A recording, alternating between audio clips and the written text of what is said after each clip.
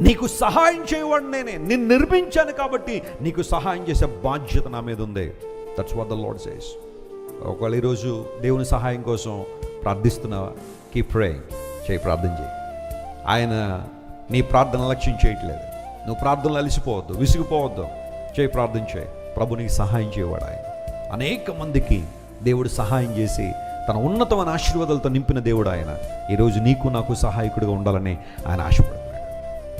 Ebenezer అనే మాట అనేక సందర్భంలో మనం వింటాం. సహాయపు రాయి అని అర్థం. God is our Ebenezer. ఎజర్ అనే మాట, ఎబినెజర్ అనే మాట అనేక సందర్భాలు హిబ్రూలో మనం వింటూ ఉంటే God is hour help in the time of trouble.